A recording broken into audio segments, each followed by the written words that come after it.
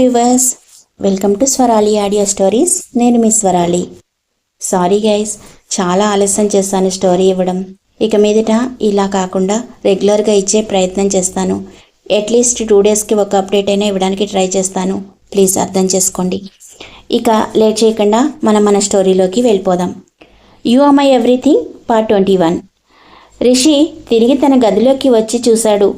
అప్పటికే ఆరాధ్య నిద్రపోతోంది.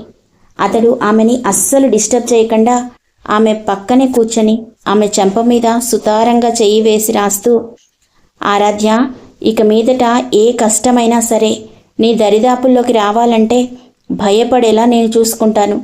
నీ శత్రువుల వల్లే కాదు, నా శత్రువులు కూడా నిన్ను తాకడానికి ధైర్యం చేయలేరు అని తనలో తనే అనుకున్నాడు రిషి.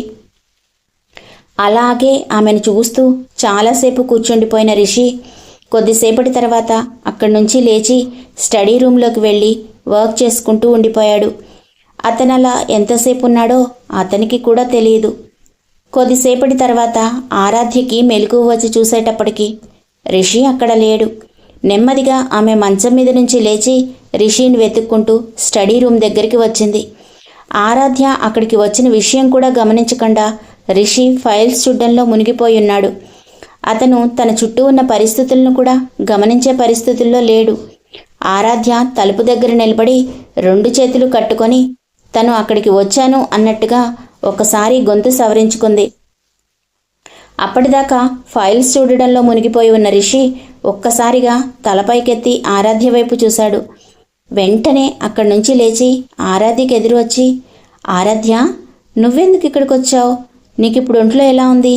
అయినా నువ్విప్పుడు ఇలా ఇక్కడికి నడుచుకుంటూ ఎందుకు వచ్చావు అని వరుసగా కంగారుగా ప్రశ్నలు అడగడం స్టార్ట్ చేశాడు రిషి. నాకు ఒంట్లో బాగోలేనంత మాత్రాన నువ్వు నా మాట వినకుండా ఇలా వర్క్ చేయడం ఏమీ బాగాలేదు. అసలు నేను నీకేం చెప్పాను? సరైన నిద్ర, సరిగ్గా ఫుడ్ ఉండాలని చెప్పాను కదా, కానీ నువ్వు నా మాట అస్సలు పట్టించుకోవడం లేదు అని అతని చేతిని విదిలించుకుంటూ కోపంగా అన్నది ఆరాధ్య. ఆరాధ్య అలా తనను గురించి కేర్ తీసుకోవడం రిషికి చాలా నచ్చింది. కానీ అతనికి తనకంటే కూడా ఇప్పుడు ఆరాధ్య ఆరోగ్యం ముఖ్యం. కానీ ఆ విషయాన్ని ఎలా కవర్ చేయాలో తెలియక నెమ్మదిగా తలగొక్కుంటూ, అది ఆరాధ్య, కొంచెం ఇంపార్టెంట్ వర్క్ ఉంటే అంటూ తడబడుతూ అన్నాడు రిషి. అంత పెద్ద సామ్రాజ్యానికి అధినేత అయిన రిషివర్ధన్, అండర్ గ్రౌండ్లోని one of the biggest don అయిన రిషివర్ధన్ ఒక సామాన్యమైన ఆడపిల్లకి సమాధానం చెప్పడానికి తడబడడం చూస్తూ ఉంటే నిజానికి ఒక క్షణం ఆరాధ్యకి కూడా ఆశ్చర్యంగా అనిపించింది. ఇతను ఎందుకు నాకు ఇంతగా ఇంపార్టెన్స్ ఇస్తున్నాడు? అసలు నా మాట వినాల్సిన అవసరం ఇతనికి ఏముంది? కానీ ఇతన్ని చూస్తూ ఉంటే క్షణక్షణానికి ఏదో తెలియని ఫీలింగ్ కలుగుతోంది అని తనలో తనే అనుకుంటూ రిషిని అలాగే చూస్తూ ఉండిపోయింది ఆరాధ్య. ఆరాధ్య తన వైపు కోపంగా చూస్తోందేమో అని అనుకున్న రిషి మరోసారి తడబడుతూ, ప్లీజ్ ఆరాధ్య, కొంచెం అర్జెంట్ వర్క్ ఉంటే చూస్తున్నాను, అంతకు మించి ఇంకేమీ లేదు, ప్లీజ్, సారీ కదా అని బతిమలాడడానికి ట్రై చేస్తున్నాడు రిషి. చూడండి రిషి, మీరు ఎన్ని చెప్పినా కానీ నేను వినను. మీరు టైంకి తినాలి, టైంకి నిద్రపోవాలి, అంతే అని కొంచెం కోపంగా అన్నది ఆరాధ్య. అవునా, సరే అయితే అంటూ ఆమెని 2 చేతుల్లోకి పైకెత్తుకున్నాడు రిషి. ఏయ్, ఏం చేస్తున్నారు మీరు? నన్ను కిందకి దించండి, మీరెందుకు ఇలా బిహేవ్ చేస్తున్నారు అంటూ కోపంగా అడిగింది ఆరాధ్య. నీకు ఒంట్లో బాలేదు, డాక్టర్ నిన్ను రెస్ట్ తీసుకోమని చెప్పాడు, కానీ నువ్వు ఇల్లంతా ఇలా నీ ఇష్టం వచ్చినట్టు తిరుగుతున్నావు. నువ్వు ఇప్పుడప్పుడే ఇలా నడవకూడదు అని అన్నాడు రిషి. అయ్యో రిషి, ప్లీజ్, నాకు జస్ట్ నడుం బెణికింది అంతే, నాకేం కాలేదు, పని వాళ్ళందరూ చూస్తే బాగోదు, నన్ను దించండి అంటూ తిరిగి అతనిని బతిమిలాడుకోవడం మొదలుపెట్టింది ఆరాధ్య. నాకు జాగ్రత్తలు చెప్పడం మాత్రమే కాదు, నువ్వు కూడా పాటించాలి. నో వే, నిన్ను కిందకు దించే ప్రసక్తే లేదు, ఎవరేమనుకున్నా నాకు పర్వాలేదు అంటూ ఆమెను డైనింగ్ టేబుల్ దగ్గరికి తీసుకువెళ్ళి కూర్చోబెట్టి ఇద్దరూ ఫుడ్ తినడం స్టార్ట్ చేశారు. అప్పటికే బాగా ఆకలిగా ఉండడంతో ఆరాధ్య కూడా వద్దనకుండా ఫుడ్ తీసుకుంది. ఆమె ఫుడ్ తినడం కంప్లీట్ అయిన తర్వాత ఎక్కడ మళ్ళీ అతను తనని ఎత్తుకుంటాడో అని భయపడి ఆరాధ్య లేవబోతూ ఉంటే ఆమె అనుకున్నట్లుగానే రిషి వచ్చి ఆమెని తన 2 చేతుల్లోకి ఎత్తుకొని లిఫ్ట్ వైపు తీసుకొని వెళ్ళాడు.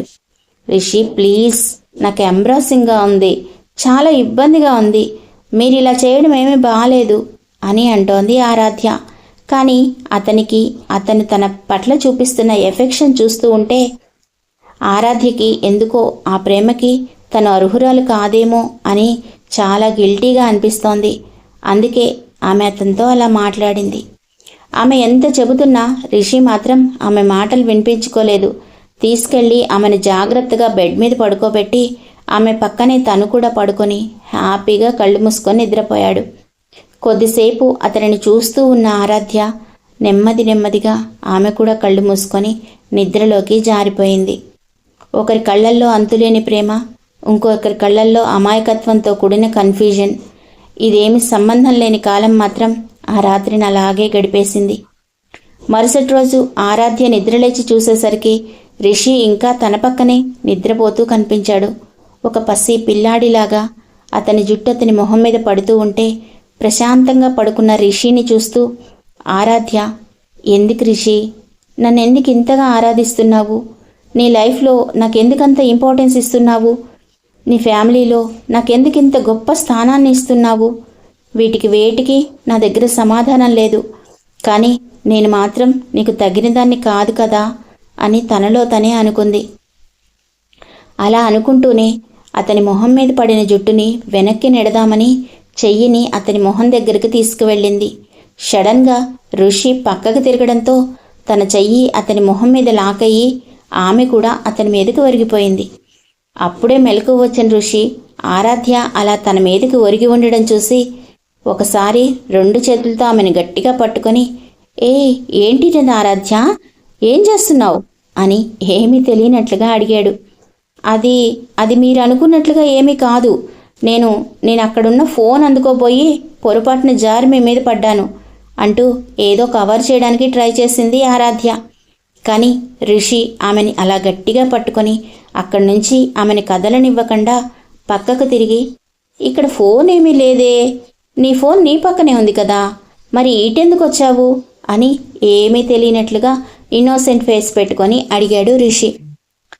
ఓహో, అవును కదా, నా ఫోన్ అక్కడే ఉంది, నేను చూసుకోలేదు, నా ఫోన్ అటుందేమో అనుకొని తీసుకుందాం అనుకున్నాను అంటూ అతని చేతుల్లోంచి తప్పించుకొని లేవడానికి ట్రై చేసింది ఆరాధ్య. కానీ ఆమె ప్రయత్నాలు ఏవీ ఫలించలేదు. ఆ విషయంలో ఆమె ఒక విషయం గమనించలేదు. రిషి ఆమెను గట్టిగా పట్టుకొని అక్కడి నుంచి ఆమెను కదలనివ్వడం లేదు. ఆ విషయం ఆరాధ్య గుర్తించలేదు. కానీ తప్పు చేశాను, కావాలని తనే రిషికి దగ్గరగా వెళ్ళాను అనే భావనలో ఉండిపోయింది. కానీ రిషి ఇప్పుడు తనను తన కౌగిలిలో బంధించాడన్న సంగతి ఆరాధ్య గమనించనే లేదు. కొద్దిసేపటి తర్వాత కానీ ఆమెకు ఆ తెలివి రాలేదు.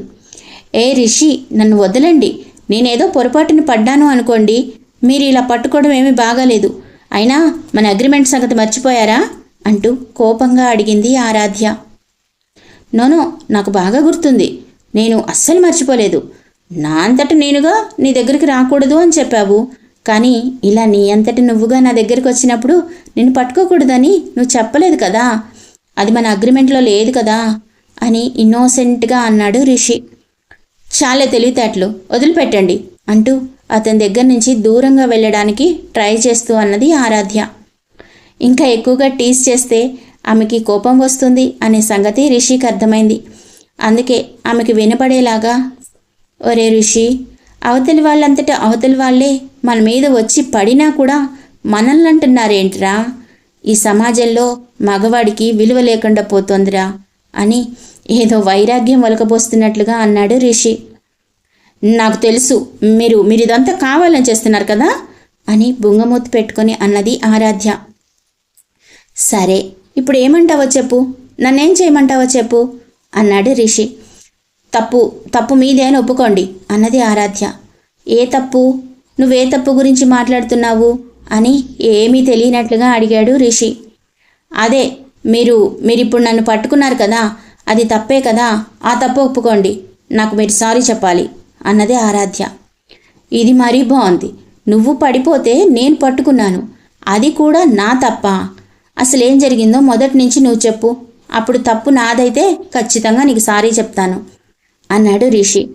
నేను పొరపాటున మీ మీద పడ్డాను, అప్పుడు మీరు నన్ను పట్టుకున్నారు కదా, అది మీ తప్పే కదా అన్నది ఆరాధ్య. వెయిట్, ఏంటి? నువ్వు పొరపాటున నా మీద పడితే నేను నిన్ను పట్టుకోవడం కూడా నా తప్ప? సరే, ఎవరినైనా అడుగుదాము ఈ విషయం. ఇందులో ఎవరి తప్పుందో వాళ్లే చెప్తారు. చెప్పు, ఎవరిని అడుగుదాం? హర్షకి ఫోన్ చేయమంటావా అన్నాడు రిషి. ఈ విషయం హర్షతో చెప్తాననడం చూసి ఒక్కసారిగా ఆరాధ్య ఆశ్చర్యపోయింది. చిచి, ఈ విషయం అతనితో ఎలా చెప్తారు? అయినా సరే, మీరు నాకు సారీ చెప్పాల్సిందే. ఇప్పుడు చెప్తారా చెప్పరా అని కోపంగా అడిగింది ఆరాధ్య. ఇంకా ఎక్కువగా ఆమెను ఏడిపించాలి అని అనిపించలేదు. అందుకే రిషి, సరే, నువ్వు నా మీద పడిపోతే నేను నిన్ను పట్టుకున్నాను కదా, అందుకు సారీ. ఇంకెప్పుడు నువ్వు నా మీద పడిపోయినా నేను నిన్ను పట్టుకోను, ఓకేనా అని అన్నాడు రిషి. ఓయ్, నేనెందుకు మీ మీద పడతాను? నాకు ఇంక వేరే పనేమీ లేదా అని కోపంగా అడిగింది ఆరాధ్య. ఏమో, ఇప్పుడు ఎందుకు పడ్డావో మళ్ళీ ఇంకోసారి కూడా అలాగే పడతావేమో, నాకేం తెలుసు అన్నాడు రిషి. థ్యాంక్స్, నేనేమి మరీ అంత అజాగ్రత్తగా ఉండను, నేను కేర్ఫుల్గానే ఉంటాను అంటూ అక్కడి నుంచి లేవబోయింది ఆరాధ్య. కానీ ఆమె మెడలో ఉన్న తాలిబొట్టు రిషి షర్ట్ బటన్కి చిక్కుకోవడంతో ఆమె ఫోర్స్గా లేవబోయింది కాస్త మరోసారి రిషి మీద అలాగే పడిపోయింది. ఆమె ఒకసారి తలెత్తి రిషి మొహంలోకి చూసింది. అప్పటికే రిషి నవ్వాపుకోవడానికి చాలా ట్రై చేస్తున్నాడు. అతని కళ్ళల్లోకి చూడలేక కళ్ళు దించేసుకొని, నేను కావాలని పడలేదు, సారీ అన్నది ఆరాధ్య. పర్లేదు, నువ్వు కావాలని పడినా కానీ నాకేం ఇబ్బంది లేదు. నేను నీకులాగా సెల్ఫిష్ కాను. నువ్వు ఎన్నిసార్లు పడిపోవాలనిపిస్తున్నా అన్నిసార్లు పడిపోవచ్చు అని నవ్వుని బలవంతంగా ఆపుకుంటూ అన్నాడు రిషి. యూ చీటర్ అంటూ ఆమె లేవడానికి ప్రయత్నించింది. కానీ మరోసారి అతని షర్ట్ బటన్ ఆమె గొలుసులో చిక్కుకోవడంతో అది రాక మరోసారి అతని మీద పడిపోయింది ఆరాధ్య. ఆరాధ్య, నీకు నా మీద ఇంత ప్రేమ ఉందని నాకు ఇప్పటిదాకా తెలియదు అన్నాడు రిషి. నా చైన్ నీ బటన్లో ఇరుక్కుంది, ప్లీజ్ హెల్ప్ చేయవా అని అడిగింది ఆరాధ్య. నో, నేను నీకు మాటిచ్చాను, మాటిస్తే నేను అస్సలు తప్పను. నువ్వు నా మీద పడినా సరే నేను పట్టుకోను అని చెప్పాను. ఇప్పుడు నిన్ను పట్టుకోకుండా అది తీయడం సాధ్యం కాదు కదా, అందుకే నేను మాటిచ్చాను, మాట మీదనే నిలబడతాను అని సీరియస్గా ఫేస్ పెట్టి అన్నాడు రిషి. రిషి ప్లీజ్, నాదే తప్పు కదా, ఒప్పుకుంటున్నాను కదా, హెల్ప్ చేయవా ప్లీజ్ అని క్యూట్గా అడిగింది ఆరాధ్య. ఆరాధ్య అంత క్యూట్గా అడిగేటప్పటికి రిషి వెంటనే కరిగిపోయాడు. సరే మరి, ఇంకెప్పుడు నాకు ఇలాంటి రూల్స్ పెట్టకూడదు అని ఆమె వైపు చూస్తూ ఆమెను కవ్విస్తూ అన్నాడు Rishi. No, rule is rule అన్నది ఆరాధ్య. అయితే మాటంటే మాటే, నేను కూడా నీకు మాటిచ్చాను కదా, నా మాట మీద నేను నిలబడాలి. Rule is rule, rule for all అన్నాడు రిషి. సరే మహాన్ భావా, నేను ఇంకే రూల్స్ పెట్టను, దయచేసి ఇందులో నుంచి నన్ను విడుదల చెయ్యండి అని కోపం అసహనం కలిసిన గొంతుతో అన్నది ఆరాధ్య. రిషి నెమ్మదిగా తనలో తనే నవ్వుకొని షర్ట్ బటన్ ఓపెన్లో నుంచి జాగ్రత్తగా ఆమె గొలుసుని బయటికి తీశాడు. ఆరాధ్య కోపంగా అక్కడి నుంచి వెళ్ళిపోయింది. రిషి కూడా నవ్వుకుంటూ లేచి ఫ్రెష్ అవ్వడానికి వెళ్ళిపోయాడు. ఇద్దరు ఫ్రెష్ అయ్యి కిందకు వచ్చేటప్పటికి బ్రేక్ఫాస్ట్ రెడీగా ఉంది. ఆరాధ్య రిషి వైపు చూసి, వర్క్ ఉంది అని చెప్పి బ్రేక్ఫాస్ట్ చేయకుండా తప్పించుకుని పోదామనుకుంటున్నావేమో, ముందు బ్రేక్ఫాస్ట్ చేసి వెళ్ళు అని అతనిని బలవంతంగా తీసుకొచ్చి కూర్చోబెట్టి అతనికి స్వయంగా తనే వడ్డించింది. అదంతా చూస్తూ ఉంటే రిషికి చాలా హ్యాపీగా అనిపించింది. అంత తొందరగా ఆరాధ్య తనకు దగ్గరవుతుంది అని అతను అస్సలు ఎక్స్పెక్ట్ చేయలేదు. మధ్యాహ్నం కూడా నీకు క్యారేజ్ నేనే తీసుకొస్తాను అన్నది ఆరాధ్య. నో ఆరాధ్య, నీకు కొంచెం రెస్ట్ అవసరం. నీకు కొంచెం తగ్గిన తర్వాత అప్పటి నుంచి నువ్వు క్యారేజ్ తీసుకొద్దు కానీ అప్పటి వరకు నువ్వు రెస్ట్ తీసుకో. అయినా ఎందుకు, మధ్యాహ్నం నేనే వస్తాను, నిన్ను హాస్పిటల్కి తీసుకువెళ్ళాలి. సరే, నేను వచ్చిందాకా కొంచెం జాగ్రత్తగా ఉండు అని చెప్పి ఆఫీస్కి వెళ్ళిపోయాడు రిషి. వర్ధన్ ఇండస్ట్రీస్ రిషి క్యాబిన్లోకి అడుగు పెట్టగానే హర్ష వచ్చి గుడ్ మార్నింగ్ సార్, ఈరోజు మీకు ఒక పార్సిల్ వచ్చింది అని చెప్పాడు. రిషి అతని వైపు చూసి మెల్లగా తల ఊపి ఎవరు పంపించారు అని అడిగాడు. హర్ష కొంచెం తడబడుతూ అది సార్, అతని దగ్గర నుంచే ఆ పార్సిల్ వచ్చింది అని చెప్పాడు. హర్ష ఎవరి గురించి మాట్లాడుతున్నాడో రిషికి అర్థమైంది. వెంటనే రిషి పార్సిల్ తెరిచి అందులో చూడగానే ఆశ్చర్యంతో అతని కళ్ళు పెద్దవయ్యాయి. అతని ఫేస్ ఎక్స్ప్రెషన్స్ చూసి హర్ష కూడా అతని దగ్గరికి వచ్చి లోపల ఏముందో అని క్యూరియాసిటీతో తొంగి చూశాడు. అక్కడ కొంతమంది ఫారిన్ అమ్మాయిల ఫొటోసు సగం సగం బట్టల్లో ఉన్నాయి. అవి చూడగానే అప్రయత్నంగా హర్షకి నవ్వొచ్చింది. హర్ష అలా నవ్వడం చూసి రిషి అతని వైపు కోపంగా చూశాడు. వెంటనే రిషి ఆ బాక్స్ ఇసిరి అవతల పారేయబోతుండగా అందులో అతనికి ఒక లెటర్ కనిపించింది. అతను ఆ లెటర్ బయటికి తీసి చదవడం స్టార్ట్ చేశాడు. ప్రియాతి ప్రియమైన రిషివర్ధన్కి, మీరు పెళ్లి చేసుకున్నట్లుగా విని నాకు చాలా సంతోషంగా అనిపించింది. అందుకే నీకు ఈ గిఫ్ట్ పంపించాలని డెసిషన్ తీసుకున్నాను. దయచేసి ఈ అందమైన బహుమతిని మీ భార్యకు కూడా చూపించండి. మనం త్వరలోనే కలుసుకోబోతున్నాం. ఈసారి మాత్రం మీరు నన్ను కలిసినా సరే నన్నేమీ చేయలేరు. ఆ విషయం నేను షూర్గా చెప్పగలను. బాయ్, మీ ప్రియమైన శత్రువు. ఆ లెటర్ మొత్తం చదవడం పూర్తయ్యేటప్పటికి రిషి పెదవులపై చిన్న చిరునవ్వు వచ్చి చేరింది. ఈ ముసలాడికి బాగా ఎక్కువైంది. ఈ రిషివర్ధన్ అంటే ఏంటో చూపించాలి అని తనలో తనే అనుకొని అతను పంపించిన గిఫ్ట్ చూసి ఒక్కసారి వంకరగా నవ్వుకున్నాడు. రిషి ఫేస్ ఎక్స్ప్రెషన్స్ చూసి హర్ష, సార్ అది నాకు ఇటు ఇవ్వండి, నేను దాన్ని బయటపడేస్తాను అని అన్నాడు. రిషి అతని వైపు సీరియస్గా చూసి నీకు ఇదంతా చూడమని నేను చెప్పానా అని కోపంగా అన్నాడు.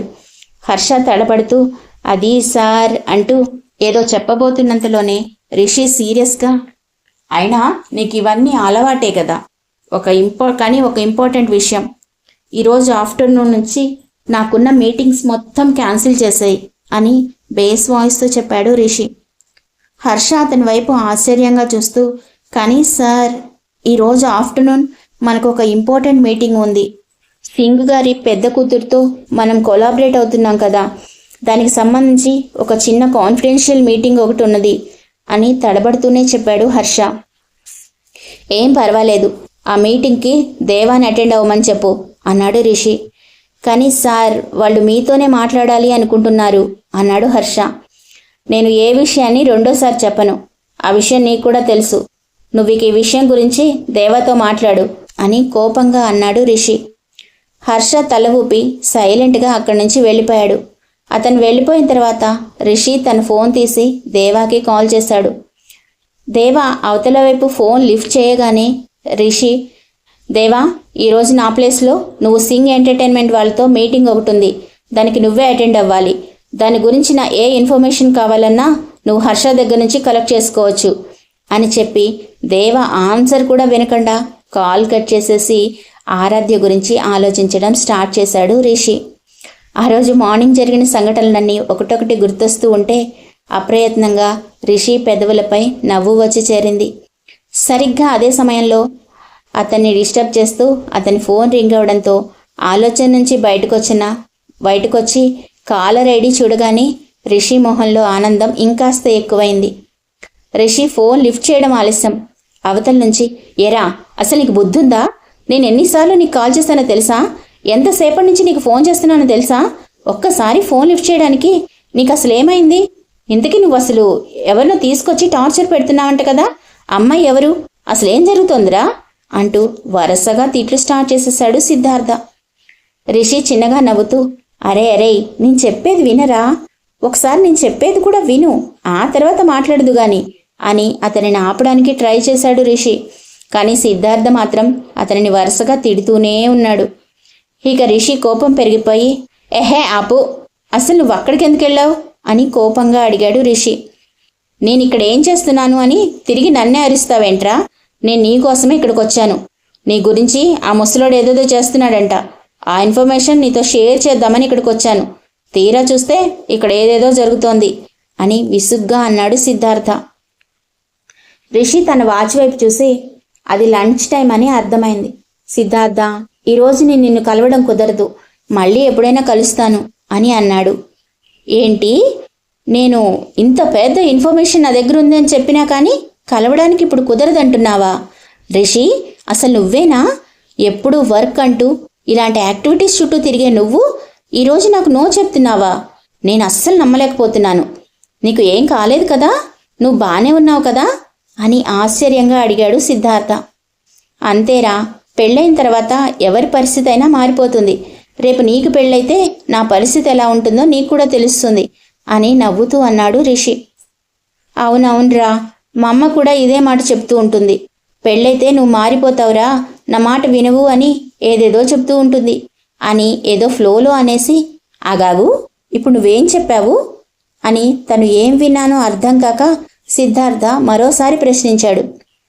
నువ్వు విన్నది నేను చెప్పింది నిజమేరా బాబు అన్నాడు రిషి. రిషి, నువ్వేదో డిప్రెషన్లో ఉన్నట్లున్నావు. ఆరాధ్యకి పెళ్ళైపోయిందిరా. ఇక నువ్వు తనని మర్చిపోవడం మంచిది. నువ్వు అనవసరంగా తననే ఊహించుకుంటూ పిచ్చివాడు అయిపోతావేమోనని నాకు భయంగా ఉంది. లైఫ్లో మూవ్ ఆన్ అవ్వాలి అని అతని మీద సింపతి చూపించడానికి ట్రై చేశాడు సిద్ధార్థ. ఒరేయ్, తనని నేను పెళ్లి చేసుకున్నప్పుడు ఇక నేనెందుకు బాధపడాలరా అని అడిగాడు రిషి. అంటే నువ్వేం మాట్లాడుతున్నావు, నాకు అర్థం కాలేదు అని ఇన్నోసెంట్గా అడిగాడు సిద్ధార్థ. నేను రేపు నిన్ను కలుస్తాను కదా, అప్పుడు అన్నీ వివరంగా చెప్తాను. ప్రస్తుతానికి నన్ను వదిలేరా బాబు అన్నాడు రిషి. సరే సరే, ఓకే బాయ్ అని ఫోన్ పెట్టేశాడు సిద్ధార్థ. సిద్ధార్థకి రిషి ఆరాధ్యని ఎంతగా ప్రేమించాడో తెలుసు. వారు కాలేజీలో చదువుకున్నప్పుడే సిద్ధార్థ రిషి ప్రేమ గురించి ఆరాధ్యతో చెప్పమని చాలాసార్లు ఒత్తిడి తీసుకొచ్చాడు. కానీ రిషి ధైర్యం చేయలేకపోయాడు. ఎప్పుడూ ఏదో ఒక సాకు చెప్పి తప్పించుకుంటూ ఉండేవాడు. కానీ ఇప్పుడు అతను ఆరాధ్యని పెళ్లి చేసుకున్నాడు అన్నమాట సిద్ధార్థకి చాలా సంతోషాన్ని కలిగించింది. ఇక మరోపక్క ఆ సిటీకి అవుట్కట్స్లో ఉన్న పాత భవనంలో తన చైర్లో కూర్చొని ఉన్నాడు ఆ వృద్ధుడు. అతని ముందు సీరియస్గా అతనిని చూస్తూ కూర్చొని ఉన్నాడు విశాల్. ఆ వృద్ధుడు మరోసారి గొంతు పెంచుకొని, నేను మీతో నా కొలాబరేషన్ని బ్రేక్ చేయాలనుకుంటున్నాను అని స్థిరంగా అన్నాడు ఆ వృద్ధుడు. అతని పక్కన కూర్చున్న విశాల్ లేచి నిలబడి తన చేతిలో ఉన్న టీ కప్పుని టేబుల్ మీద పెట్టి, కారణమేంటో తెలుసుకోవచ్చా అని సీరియస్గా అడిగాడు. ఆ వృద్ధుడు కూడా లేచి నిలబడి, ప్రత్యేకంగా ఇది అంటూ కారణమేమీ లేదు. నేను ఇకపై రిషివర్ధన్కి వ్యతిరేకంగా వెళ్ళాలి అనుకోవడం లేదు. అందుకే ఈ డెసిషన్ తీసుకున్నాను. మీరు కూడా అతనికి దూరంగా ఉండడం మంచిది అని చెప్పాడు ఆ వృద్ధుడు. విశాల్ నవ్వి, ఇంతకాలం అతని వెంటపడింది మీరే, అతనిని నాశనం చేయాలనుకున్నది మీరే, మరి సడన్గా అతని మీద అంత ప్రేమ ఎందుకు పుట్టుకొచ్చిందో తెలుసుకోవచ్చా అని వెటకారంగా అడిగాడు. నీకు చెప్పాల్సిన అవసరం నాకు లేదు అని స్థిరంగా అన్నాడు ఆ వృద్ధుడు. ఇంతకాలం మనం దేనికోసమైతే కలిసి పోరాటం చేశామో ఇప్పుడు అది తేలిగ్గా మన చేతికి అందబోతోంది. ఆ రిషివర్ధన్ని ఓడించగల ఆయుధం మన చేతుల్లో ఉంది అని తెలిసిన తర్వాత కూడా మీరు ఇలా వెనక్కి తగ్గడం ఏమీ బాలేదు అన్నాడు విశాల్. నువ్వు ఏ విషయం గురించి మాట్లాడుతున్నావు? అసలు నీకు ఆ విషయం ఎలా తెలిసింది అని కోపంగా అడిగాడు ఆ వృద్ధుడు. విశాల్ పెద్దగా నవ్వి, మీ క్వశ్చన్ ఎంత ఫూలిష్గా ఉందంటే ఇంత పెద్ద జోక్ నేను అసలు వినలేదు. రిషివర్ధన్ ఏమైనా సామాన్యమైన వ్యక్తా? Under world king. అలాంటి వ్యక్తి మీద ఎంతమంది ఫోకస్ చేసి ఉంటారు? అతనికి పెళ్ళైందని ప్రతి ఒక్కరికి తెలుసు. కొంతమంది అతని భార్యని కలవాలని వీలైతే ఆమెను అడ్డం పెట్టుకొని ఆ రిషివర్ధన్ అంతు చూడాలి అన్నదే అండర్ వరల్డ్లో అందరి ఉద్దేశం అన్నాడు విశాల్. అతని మాటలకి ఆ వృద్ధుడికి బాగా కోపం వచ్చింది. అక్కడున్న టేబుల్ మీద బలంగా కొట్టి, విశాల్, నువ్వు నీ హద్దులు దాటుతున్నావు. ఇంకొక మాట మాట్లాడినా నేనేం చేస్తానో నాకు తెలియదు. నీ మంచి కోసమే చెప్తున్నాను. నువ్వు తన జోలికి వెళ్ళొద్దు అని అన్నాడు.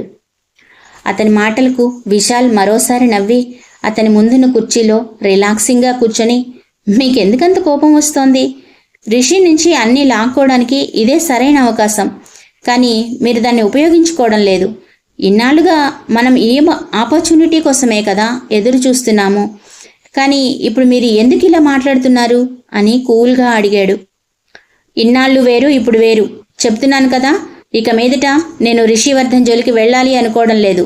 మీరు కూడా వెళ్లకుండా ఉంటే మంచిది. అతని జోలికి ఎవ్వరినీ కూడా వెళ్ళనివ్వను అని స్థిరంగా అన్నాడు ఆ వృద్ధుడు. విశాల్ పెద్దగా నవ్వి, మీరు నన్ను ఆపగలను అని అనుకుంటున్నారా? లేకపోతే మీ హెల్ప్ లేకుండా నేనేమీ చేయలేను అనుకుంటున్నారా? మీకు ఒక విషయం చెప్తాను, గుర్తుపెట్టుకోండి. అసలు ఆట ఇప్పుడే మొదలైంది. ఎవరి హెల్ప్ లేకపోయినా సరే, ఒంటరిగానైనా సరే పోరాడతాను అని చెప్పి అక్కడి నుంచి వెళ్ళిపోయాడు విశాల్. అతను వెళ్ళిపోయిన తర్వాత ఆ వృద్ధుడు ఒక డీప్ బ్రీత్ తీసుకొని అక్కడున్న చైర్లో కూర్చొని ఆలోచనలో పడిపోయాడు. అతనికి రిషివర్ధన్ అంటే పగ ఉన్నమాట నిజమే. అతనికి అగైనెస్ట్గా ఇన్నాళ్ళు పోరాటం చేసిన మాట నిజమే. కానీ ఇప్పటి పరిస్థితులు వేరు. ఇప్పుడు తను తన అభిప్రాయాన్ని మార్చుకున్నాడు. విశాల్ ఎంత క్రూరుడో అతనికి బాగా తెలుసు. విశాల్ వల్ల రిషివర్ధన్కి ఏదైనా ప్రమాదం జరుగుతుందేమో అని అతను భయపడ్డాడు. అందుకే ఈ విషయం గురించి రిషిని హెచ్చరించాలి అని నిర్ణయం తీసుకున్నాడు. అసలు ఈ విశాల్ ఎవరు? ఆ వృద్ధుడెవరు? ఆరాధ్య రిషిల ప్రేమ పట్టాలెక్కబోతోందా? తెలుసుకోవాలనుంటే వింటూనే ఉండండి. You are my everything. Story కనుక నచ్చినట్లయితే లైక్ చేసి ఛానల్ని సబ్స్క్రైబ్ చేసుకోండి. ఒక చిన్న కామెంట్ పెట్టండి. మీరు కామెంట్ పెడితే నాకు చాలా ఉత్సాహంగా ఉంటుంది. Love you all.